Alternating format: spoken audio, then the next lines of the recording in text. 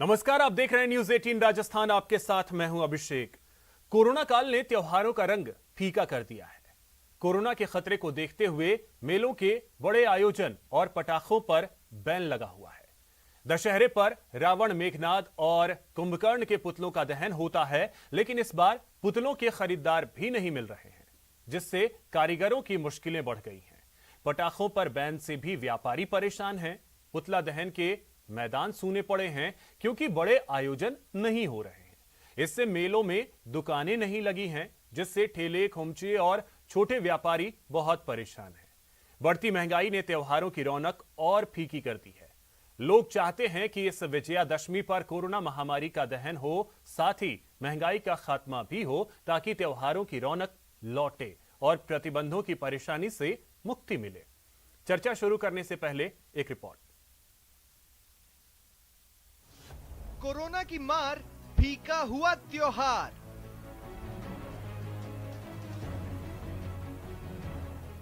रावण के पुतलों को नहीं मिले खरीददार। कई साल हमारे पुतले बिके नहीं थे, दूसरी बार बारिश ने खराब कर दिए थे, इस बार कोरोना के हिसाब से पुतले नहीं बिके। पुतले बनाने वाले कारीगर बदहाल।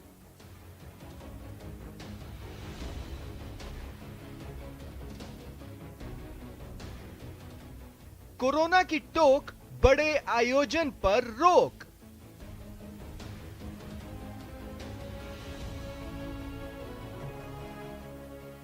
पटाखों पर बैन, व्यापारियों का लुटा सुख चैन। कि इसमें ज्यादा से ज्यादा रिलैक्सेशन मिले, और ज्यादा से ज्यादा रिलैक्सेशन ही नहीं, इनको अनुमति मिले पटाखे बेचने की। कैसे आएंगे कारीगरों, व्यवसायियों के अच्छे दिन।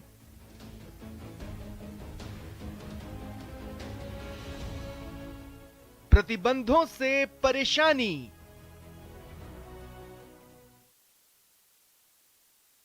तो प्रतिबंधों पर परेशानी बनी हुई है क्योंकि जो बड़े आयोजन हैं उस पर प्रतिबंध लगा है, पटाखों की बिक्री पर बैन लगा है।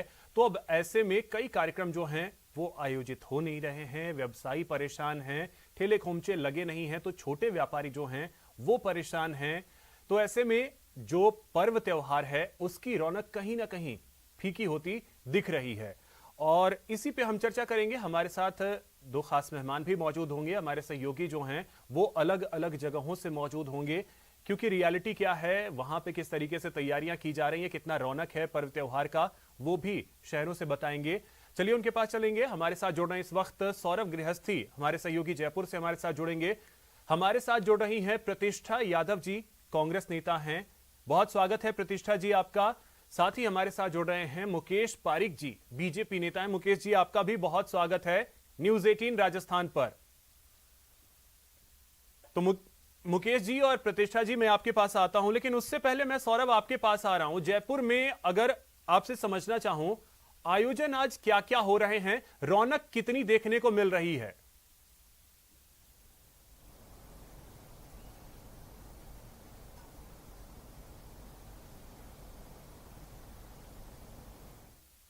शुरुआत हुई थी वो बहुत ही डरावनी हुई थी, लेकिन इस वक्त जो है वो चूंकि कोरोना की जो स्थिति है काफ़ी बेहतर नज़र आ रही है। जिस प्रकार का वैक्सीनेशन हुआ है और अब ऐसा लग रहा है जैसे कोरोना बहुत हद तक जो है वो नियंत्रण हो चुका है। और उसके बाद ये एक पहला त्यौहार जो है वो दशहरे के रूप में आया। और इस वक्त हम रावण मंडी पर खड़े हैं और यहाँ रावण मंडी पर आपको दिखाना चाहेंगे कि बड़ी संख्या में यहाँ पर करीब 14 से 15 हजार पुतले जो है वो स्थापित किए गए, यहाँ पर बेचे जा रहे हैं।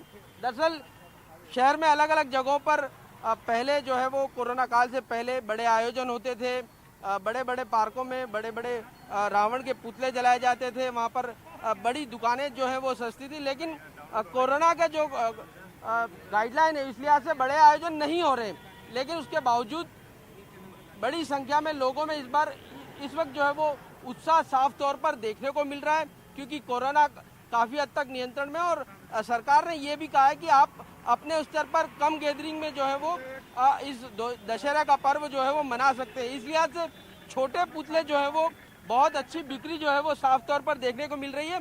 और यहाँ पर कुछ बच्चे हैं हमारे साथ, आपको दिखाना चाहेंगे। कुछ बच्चे हैं, ये देखिए अभिषेक, ये बच्चे जो है वो अपने साथ कुछ पैसे लेकर आए हैं और यहाँ पर पुतले खरीदने आए। ये पैसे इन्होंने इकट्ठे किए हैं और यहाँ पर आकर जो है वो पुतले खरीद। बेटा, ये पैसे कैसे इकट्ठे किए आप लोगों ने? हमने ना सबके लोगों के घर पे जा के तो बोला था रावण लाएंगे उसके लिए। रावण लाएंगे? यार रावण कितने में मिल रहा है आपको? 10,000, 20,000, 15,000 ऐसे आ रहा है। क्या महंगे मिल रहे रावण आपको? हाँ, पिछले साल से महंगे, अपेक्षा महंगे है पहले से। तो आप लेके जाएंगे या नहीं? लेके तो जाएंगे, कुछ रेट वेट कम करके लेके जाएंगे। रेट कम करके देखिए, महंगाई ठीक है जरूर यहाँ सौरभ, पर एक तो ये चीज हो गई पुतलों की बात, लेकिन साथ ही पटाखों पे जो बैन है उसको लेकर के जो पटाखा व्यवसायी हैं उनकी क्या प्रतिक्रिया है?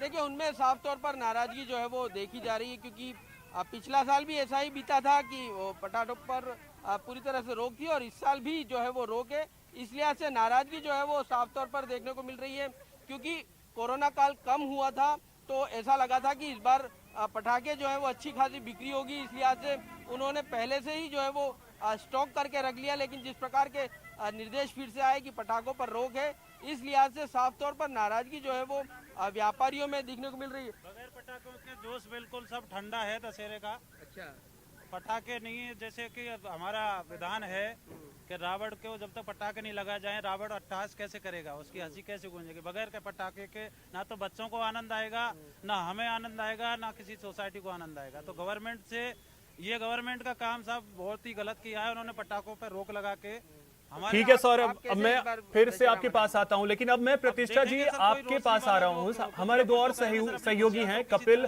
उदयपुर से, उनके पास भी चलेंगे, अजमेर से अभिजीत हमारे साथ जुड़े हैं, उनके पास भी चलेंगे। लेकिन प्रतिष्ठा जी, मैं अब आपके पास आ रहा हूं। लोगों को भी आपने सुना होगा कि जब तक पटाखे नहीं लगेंगे रावण में, तब तक रावण दहन का कोई मतलब ही नहीं है। व्यवसायियों में कहीं ना कहीं आक्रोश तो है। अच्छा, पूरे आधे घंटे रुकना है?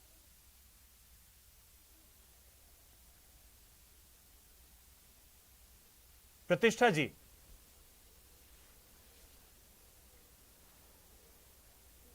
चलिए ठीक है, लगता है प्रतिष्ठा जी तक आवाज नहीं मिल पा रही है। तब तक जब वो हमारे साथ जुड़े तब तक हम चलते हैं कपिल के पास, उदयपुर। कपिल, उदयपुर में क्या स्थिति है, वहां किस तरीके के आयोजन हो रहे हैं और जो छोटे छोटे व्यवसायी होते हैं उनकी क्या प्रतिक्रिया है जो प्रतिबंध लगाए गए हैं उसको लेकर?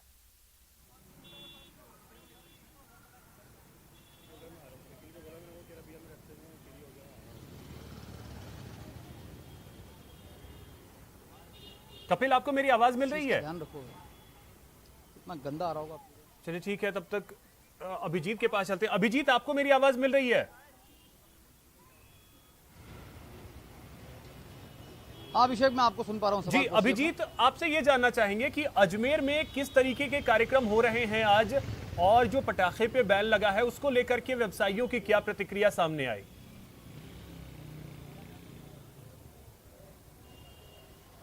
देखिए, आज दशहरे का दिन है और अहंकारी रावण के दहन का दिन होता है, तो जो मुख्य आयोजन होता है पटेल मैदान में, वहां किसी तरह का आयोजन नहीं किया गया है। छोटे छोटे रावण जरूर जो है वो बनाए जा रहे हैं। जहां तक पटाखा कारोबारियों की आप बात कर रहे हैं, तो अजमेर के तमाम जो पटाखा कारोबारी हैं वो काफी निराश और हताश हो चुके हैं। मैं थाईलैंड की एक ऐसे ही पटाखा की दुकान पर मौजूद हूं और आप दुकान का नजारा देख के समझ जाएंगे, ये दुकान जो है पूरी तरीके से खाली है। और इसका कारण यही है कि सरकार ने जिस तरीके से प्रतिबंध लगा दिया है पटाखों के इस्तेमाल का, उसको देखते हुए जो पटाखा कारोबारी हैं वो काफी मायूस हो रखे हैं। करीब 300 करोड़ का सालाना कारोबार अजमेर में पटाखा का होता है और किस तरह जो इससे निराशा हुई है। हमारे साथ कुछ पटाखा कारोबारी हैं, उनसे हम बात करेंगे। आप बताइए, जो सरकार का फैसला है इसको आप किस रूप में देखते हैं? भाई साहब, इसके अंदर सरकार ने जो स्थिति बना रखी है ना, वो हमारी समझ से परे है। जबकि गवर्नमेंट ने टोटल चीज़ें खोल दी है, सारी चीज़ें ओपन कर दी है। आखिर फटाके वालों से क्या दुश्मनी है, मेरे ये समझ में नहीं आता। वो ये कहते हैं प्रदूषण, तो प्रदूषण साल भर कहाँ जाता है? ये दिवाली आते ही प्रदूषण क्यों आता है? क्या दिवाली पे सिर्फ ओनली फटाका ही है जिससे प्रदूषण होता है? हजारों चीज़ें हैं जिससे प्रदूषण होता है। गाड़ियाँ हैं, एसी है, जमाने का प्रदूषण है। और अभी ये 2 साल से अजमेर में ये पुल बन रहा है, इसमें मैं हजारों आदमी दमे के मरीज हो गए। 2 साल से ये गवर्नमेंट ने पुल बना रही है, इसकी धूल फाक फाक के ही आदमी दमे के मरीज हो गए, तो इनको भी बंद करो फिर, और क्या। आप पटाखा एसोसिएशन की ओर से सरकार के सामने आपने बात रखी होगी, क्या तर्क दिए हैं, किस तरह आप अपनी बात रख रहे हैं? भाई हमने ये कहा कि अगर आपको बंद करना है ना इसको, तो पूरे भारत में बंद करो, एक साथ बंद करो, इस व्यापार को खत्म करो। हमारा जो भी नुकसान है, जो भी व्यापारी, हम लोग खुद इच्छित है बंद कर देंगे, लेकिन जो माल पड़ा हुआ है उसको एक बार खत्म करके वाइंड अप करवा दो इसको। सब अपना लाइसेंस सरेंडर कर देंगे, व्यापार को टोटली बंद करो ना। एक राजस्थान में बंद करने से क्या होगा, हमारे बगल में खुला हुआ है तो उसका क्या इलाज करेंगे? हम भूखे बैठे, हमारा पड़ोसी खाना खा रहा है। ये हिंदुस्तान का कानून है कि वन नेशन वन ठीक है अभिजीत, तो ये रोष एक तरीके का कहें तो इन पटाखा व्यवसायियों में है। प्रतिष्ठा जी, अब मैं आपके पास आ रहा हूं। अब देखिए रोष किस तरीके का है इन व्यवसायियों में, वो आपने सुना होगा। लोगों में भी कहीं ना कहीं एक रोष इस बात को लेकर के है। तो ये फैसला लेने से पहले क्या सोचा गया? देखिए आज जैसा कि आप सभी जानते हैं, ये केवल कोरोना के कारण जो चीज़ें हो रही है वो केवल भारत देश में या राजस्थान में ही नहीं, पूरा वर्ल्ड इस चीज़ को फेस कर रहा है। और तीसरी लहर को देखते हुए और प्रदूषण को, दोनों को मद्देनजर रखते हुए सरकार ने इस पर प्रतिबंध लगाया है। और ये केवल ये ही नहीं कि आप ये कहें कि राजस्थान में ही है, दिल्ली, हरियाणा और यूपी के भी कुछ जिलों के अंदर प्रतिबंध है सरकार की तरफ से। तो ये लोगों की सेफ्टी के लिए है, लोगों की सुरक्षा के लिए है, ताकि लोगों को हम इस कोरोना की जो लहर फैलने की जो संभावना नजर आ रही है, आने वाले खतरे से बचने से पहले एहतियात के तौर पर इसको लागू किया गया है। पुतला दहन का भी जो बड़े आयोजन है, सिर्फ उन पर बैन लगाए गए हैं, छोटे छोटे आयोजनों को खोल दिया गया है कि छोटे लेवल पर करें। अब लोगों के जीवन को बचाने के लिए लेवल पे भी ये जरूरी कदम सरकार ने उठाया। प्रतिष्ठा जी, अभी एक आम पब्लिक की ये राय थी कि जब तक पुतले में पटाखे नहीं लगेंगे, पुतले का मतलब ही नहीं है कुछ। नहीं, बात ठीक है एक तरह से, क्योंकि हम अब तक इसी तरह से करते आए हैं, तो नेचुरल सी है कि आम आदमी को उसी चीज़ का एक अपना वो है। लेकिन इसको आम आदमी को भी सोचना होगा, क्योंकि जब दूसरी लहर कोरोना की आई थी तो हर किसी ने इस चीज़ को महसूस किया था कि इसका पहले से थोड़ा एहतियात बरती लिया जाता, या आयोजन जो थोड़े बहुत खुल गए थे वो उन पर बैन पूर्ण रूप से अगर रहता, सरकार नहीं खोलती, तो इतनी मौतें नहीं होती देश के अंदर जितनी हुई।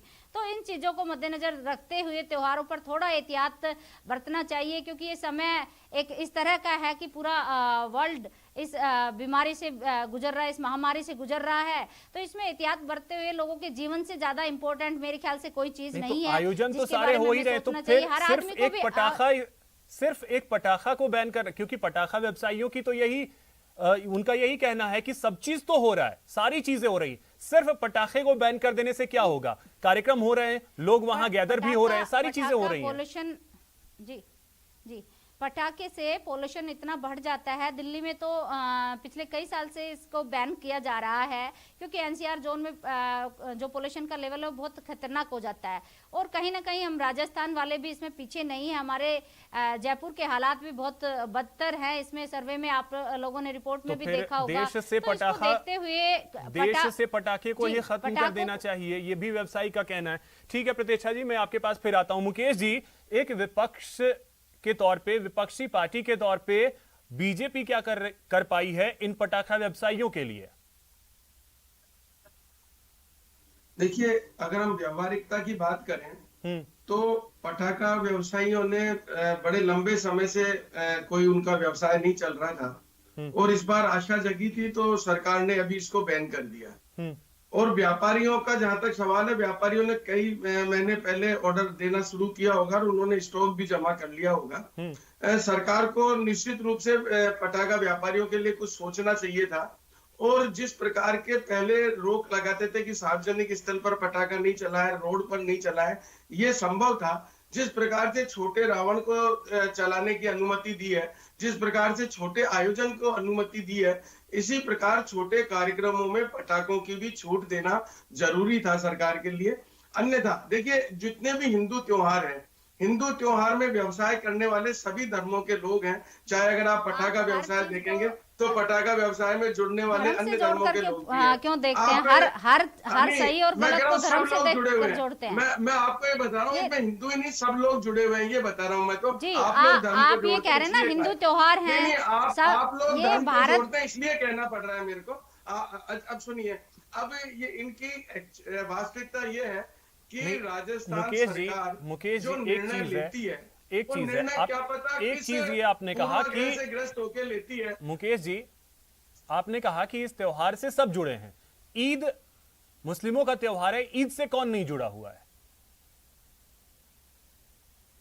मैंने यही कहा, मैंने पर्व यही त्योहार कहा से तो सब कि जुड़े होते, तो त्योहार फिर इसमें में हिंदू त्योहार, आखिर मुस्लिम पटाखे त्योहार, बनाने वाले ये कारीगर- बात आती कहां से? इसमें सांप्रदायिक मैंने रंग यही देने की कहा, कहाँ मैं जरूरत मैं भी है? मैं इसमें यही हर बात चीज कह को रहा हूं सांप्रदायिकता कि से ये नहीं धर्म- तोला जाना ये चाहिए। ये देश एक है। मुकेश जी, मैंने एक सीधा सा सवाल आपसे पूछा कि एक विपक्षी पार्टी के तौर पर बीजेपी ने इन पटाखा व्यवसायियों के लिए क्या किया है पिछले 3 साल में, 2019, 2020 और 2021? हमारे स्तर पर हमने सरकार से पैरवी की है। हमने सरकार से ये मांग की है कि इन पटाखा व्यवसायियों को भी राहत मिले और उस राहत के अंतर्गत एक सीमा में इनको इसकी अपना व्यापार करने की अनुमति मिलनी चाहिए, जिससे ये लंबे समय से जो आर्थिक नुकसान उठा रहे हैं उसमें इनको राहत मिले। और जिस प्रकार से इन्होंने स्टॉक किया है, तो वही इनको तो स्टॉक ये निकालने जवाब का तो अवसर फिर मिले, इसमें हिंदू इनको मुस्लिम अपनी का रोजी-रोटी पर्व चलाने कहां का से आ अवसर जाता मिले। है? नहीं, मैंने कहा इसमें सब लोग जुड़े हुए हैं। मैंने कहा तो ऐसा किस त्योहार पर्व है में सब दीपावली लोग नहीं जुड़ते कि हैं जिसमें सर? सभी लोग जुड़े हुए किस हैं। पर्व में कौन लोग नहीं जुड़ता है? हर पर्व में हर कोई जुड़ता है। कि हिंदू पर्व पर ही तो मैंने आप यही कहा है। ठीक है, उसमें कहाँ इनको अब दिक्कत अब है? एक अगर इसमें हमारे सब सहयोगी लोग जुड़े कपिल हुए हैं, उदयपुर ये से, बात ठीक है बोलने मुकेश जी, का- मैं आता हूं आपके पास फिर से आता हूं। कपिल, मैं आपके पास आ रहा हूं। उदयपुर में किस तरीके का कार्यक्रम आयोजित हो रहा है कपिल, और साथ ही साथ जो पटाखा बैन हुआ है, क्योंकि बड़े कार्यक्रम जो हैं वो आयोजित हो नहीं रहे हैं, तो ऐसे में पटाखा व्यवसायी जो हैं ठेला खोमचा लगा करके जो अपना जीवन यापन करते हैं उनको भी काफी नुकसान हुआ होगा। क्या प्रतिक्रियाएं आई हैं उनकी सामने?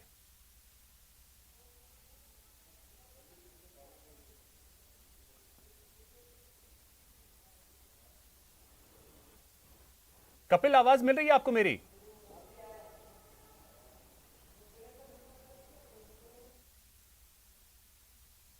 लगता है उन तक आवाज नहीं पहुंच पा रही। ठीक है प्रतिष्ठा जी, अब मैं एक चीज आपसे जानना चाहूंगा, सरकार को इनके बारे में भी तो सोचने की जरूरत है। देखिए, पिछले 3 सालों से जो पटाखा व्यवसाय से जुड़े हुए हैं उनको कंटिन्यूअसली नुकसान हो रहा है, तो उनके बारे में भी आपको सोचने की जरूरत है।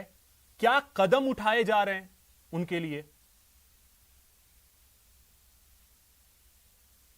को शुरू से लेकर जब से कोरोना स्टार्ट हुआ, पहली लहर से ही इनके खाने पीने की व्यवस्था को लेकर इन लोगों को जो सहायता, आर्थिक सहायता भी प्रदान की है राजस्थान सरकार ने, और इनको व्यवसाय को नहीं गलत बात, करने व्यापारियों को कौन सी आर्थिक सहायता दी कांग्रेस ने? कांग्रेस ने हर छोटे व्यापारी के खाते में 1000 रुपए डाले हैं। कांग्रेस ने हर किसी के खाने की, कोई भूखा ना सोए कोरोना के अंदर, लॉकडाउन के अंदर, ये व्यवस्था गहलोत सरकार ने की। गहलोत साहब ने खुद चलकर इसकी मॉनिटरिंग की, और जयपुर और पूरे राजस्थान में जगह जगह पर इन व्यवस्थाओं सहयोगी को अभिजीत बात कर रहे थे, रूप से लागू किया गया। पटाखा व्यवसायी हैं और वो किस तरीके से कह रहे हैं भुखमरी के कगार पे पहुंच गए हैं हम। नहीं, ये आप खाली पटाखा व्यवसायी को ही नहीं देखिए, पूरे देश आर्थिक मंदी से गुजर रहा है। ये चीज आप भी जानते हैं बहुत अच्छे तरीके से, और ये हमारे सामने एक बड़ी तो फिर पटाखा समस्या व्यवसायी है, को हम छोड़ दें? कोरोना एक नहीं, पटाखा व्यवसायी को क्यों छोड़ा जाए? पटाखा व्यवसायी को भी इसको पटाखा व्यवसायी भी आज दूसरे धंधों को अपना रहा है, दूसरे काम कर रहा है। तो यानी कि अब पटाखा व्यवसायियों के लिए एक मैसेज है, पटाखा व्यवसायियों के लिए एक मैसेज है कि वो अपना व्यापार शिफ्ट कर ले, छोड़ दे पटाखे का व्यवसाय। क्या ये मैसेज है? पटाखे के व्यवसाय नहीं, पटाखे के व्यवसाय को इस दौरान देखते हुए, इस समय की जो सिचुएशन है, वक्त की जो मांग है, उसके अकॉर्डिंग इसको रोकना बहुत जरूरी था, इसलिए सरकार नहीं, ने तो वही चीज मैं आपसे पूछ रहा हूँ, क्या ये मैसेज है उन तमाम पटाखा व्यवसायियों के लिए कि भैया आप अपना व्यापार स्विच कर लीजिए, पटाखे का व्यवसाय छोड़ दीजिए? ये संदेश है? पटाखे को मेरा निजी तौर पर मेरा निजी तौर पर ये मानना है कि पटाखे पोल्यूशन का बहुत बड़ा कारण है और ये चीज आप लोग भी देखते हैं कि पूरा एनसीआर जोन इसकी चपेट में रहता है। अभी न्यूज 18 राजस्थान पे आप कांग्रेस के प्रतिनिधि के तौर पे बैठी हुई हैं। मैं ये जानना चाह रहा हूं कि क्या जो आप कह रही हैं वो पार्टी की तरफ से ये संदेश है, सरकार की तरफ से ये संदेश है?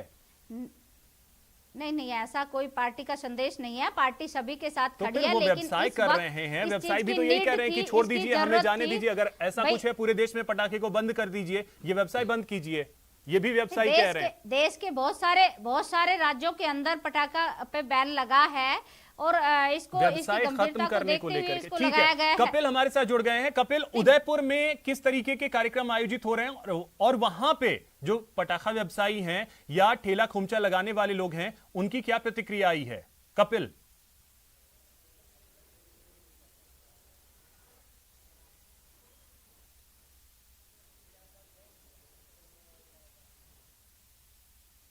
लगता है उन तक आवाज नहीं पहुंच पाई। अब मुकेश जी, मैं आपसे एक चीज जानना चाहूंगा कि आप देखिए, हर छोटे बड़े मुद्दे को लेकर के मैदान में उतर जाते हैं, सड़क पर उतर जाते हैं।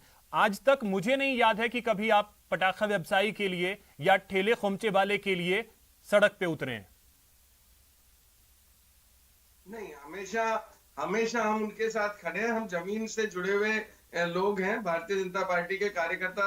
आपको जानकारी के लिए मैं थोड़ा बता दूं, पटाखा व्यवसायियों के लिए हमारे स्वयं सांसद महोदय ने भी और हमारे विधायक ने भी सरकार से मांग की है और ये कहा है कि इन पटाखा व्यवसायियों को भी छूट देनी चाहिए। पटाखा व्यवसायियों के पास पटाखों का स्टॉक है जो पुराने होने के बाद किसी काम का नहीं रहता है, इसलिए उनको छूट देना आवश्यक है, वो अपना माल बेच सके। और जहां तक अभी प्रतीक्षा जी कह रही थी, बड़ी आशास्पद बात कर रही थी कि कांग्रेस ने ये किया, तो अगर आप ऐसा आपको इतना है कि ये नहीं होना चाहिए तो उनके आप आर्थिक कुछ पैकेज दे दीजिए, उनको आर्थिक मदद कर दीजिए। आपने कहा कि हमने आर्थिक मदद की, हालांकि कुछ नहीं की किसी की, लेकिन उनको आप आर्थिक मदद दे दीजिए। मुकेश जी, तो एक प्रमुख विपक्षी के तौर पे बीजेपी भी तो नजर नहीं आई है। यही तो मैं कह रहा हूं कि आप भी विपक्षी के तौर पे नजर नहीं आए हैं। बीजेपी राजस्थान की बात क्यों कर रही है? यूपी में आपकी सरकार है, हरियाणा में आपकी सरकार है, वहाँ पर प्रतिबंध है, वहाँ आपने क्या किया? आप वहाँ के बारे में भी तो बताइए। हरियाणा और यूपी के बारे में आपका क्या कहना है? उदयपुर जा रहा हूँ, उदयपुर में हरियाणा और यूपी के बारे में आप क्या कहना चाहते हैं? ठीक है प्रतिष्ठा जी और मुकेश जी, ठीक है। कपिल, अब मैं आपके पास आ रहा हूं। उदयपुर में किस तरीके के कार्यक्रम आज आयोजित हो रहे हैं और साथ ही साथ व्यवसायी जो हैं उनकी क्या प्रतिक्रिया आई है पटाखों के बैन को लेकर?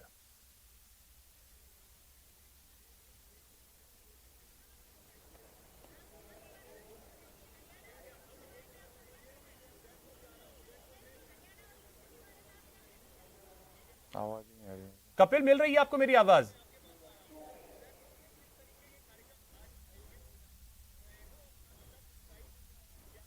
चलिए, लगता है उन तक आवाज नहीं पहुंच पा रही है। सौरभ, अब मैं आखिर में आपके पास आ रहा हूं। अब देखिए, कार्यक्रम जो हैं वो छोटे छोटे तो आयोजित हो रहे हैं और यही व्यवसायियों का भी कहना था कि जब छोटे छोटे ही आयोजित हो रहे हैं तो उसमें भी पटाखों को कम से कम बैन नहीं किया जाना चाहिए था। जयपुर के व्यवसायी क्या प्रतिक्रिया दे रहे हैं?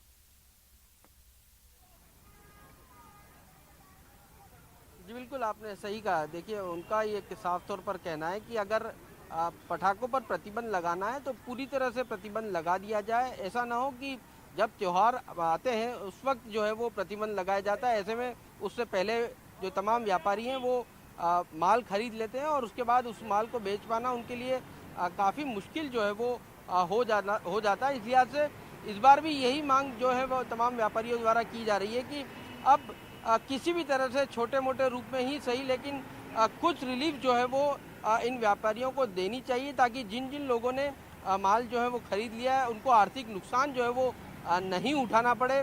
दशहरा और दिवाली ऐसे दो बड़े त्यौहार होते हैं जब पटाखों का जो है वो गूंज सुनाई देती है, लेकिन अब इन दोनों ही त्यौहार में, ये दशहरे के साथ इसकी शुरुआत हो चुकी है कि आज भी जो है वो पटाखों पर प्रतिबंध पूरी तरह से है और दिवाली पर भी इस बार रोक ठीक है सौरभ, जारी रहेगी। कपिल, आपको मेरी आवाज मिल रही है?